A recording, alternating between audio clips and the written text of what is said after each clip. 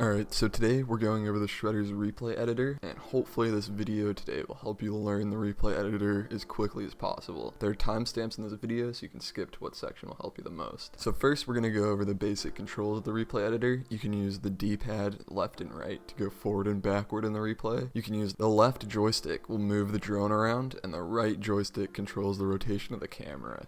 You can use the L2 and R2 buttons to do vertical movements with the camera. This is really helpful when you're filming jumps or any type of vertical movement. And you can use R1 and up or down on the D-pad to zoom or control the FOV of your. And up on the D-pad sets a keyframe, and down on the D-pad deletes a keyframe. So the first style of filming we're going to go over is stationary clip filming. So in this, you're going to want to delete all the keyframes in the clip. And then once you get to the last keyframe, you want to re-keyframe it. So delete it and then keyframe, but you want it to be keyframed to where you want the clip to finish. So most of the time it's going to be at the obstacle you're filming, but pointed down away from the obstacle. So after you've set the last keyframe, you want to go to the beginning of the clip and keyframe the very first keyframe in the same location as your last one, but pointing towards the beginning of the trick. This is kind of the most tricky part of the filming process for single clips, is just making sure you're in the same spot. But now after you've set that, you can just keyframe the trick you want it to be filmed. And some common errors you can run into with this filming is some glitchy sharp movements, and this is generally always due to the number of keyframes. So if you just add some more keyframes in the clip around where that sharp movement is, it should smooth it out. So hopefully that's fixed the smoothness of the clip. If not, I'll cover some common errors of the replay editor later in the video. There is a timestamp, so you can go ahead and skip to that if you would like, but we're going to continue on with follow camera filming. So for this is a little bit more tricky, but you want to, same process, go through, delete all the keyframes, and now the last keyframe, you want it to be re-keyframed close into the rider. So this is where you're going to use your L2 and R2. So you just want to get up close to the rider and have it keyframed in the style that you want the clip to be filmed in. Generally, people will film from in front of the rider, or they'll film from right behind the rider.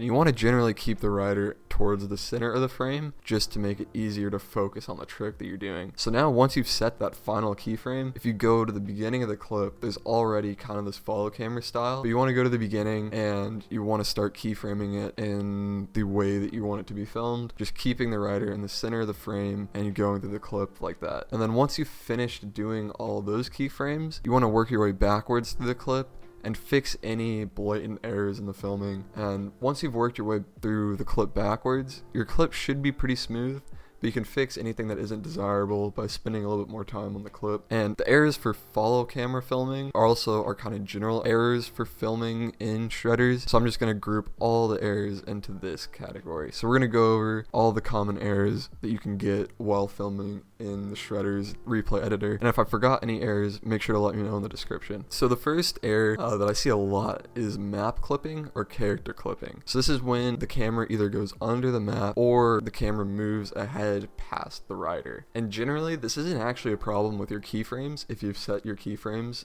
the way that you want them to. It's actually just a problem with the spacing of your keyframes. So you want to look at your timeline and see where there's a larger space between keyframes, and you want to make sure you go in there and add a new keyframe that follows the same style that you want. And once you do that, generally your clip will be super smooth, just going to smooth out the entire clip. And then the next one, we kind of covered this before in the single clip filming, but a big problem is glitchy and sharp movements. So your camera will be really smooth and then just judder and kind of just snap, like move really quick, so it doesn't look like a smooth clip. And generally this is also kind of due to spacing, but it's more with the number of keyframes. I don't know exactly what it is, but I think people were saying that if you have an odd number of keyframes, the replay editor can do some really weird things. So you just want to add some more keyframes before and after that jerky spot, and that should smoothen out your clip significantly. So hopefully you found this video helpful. We went over some common errors, different filming styles. If you did, make sure to drop a thumbs up. If I missed anything that you found crucial for the video, make sure to leave it in the comments. Subscribe for more tutorials. I think I'm going to drop one for filming vertical videos in Shredders because it's a little bit different. So if you want to see that, make sure to subscribe, and I will see you guys next time. Peace.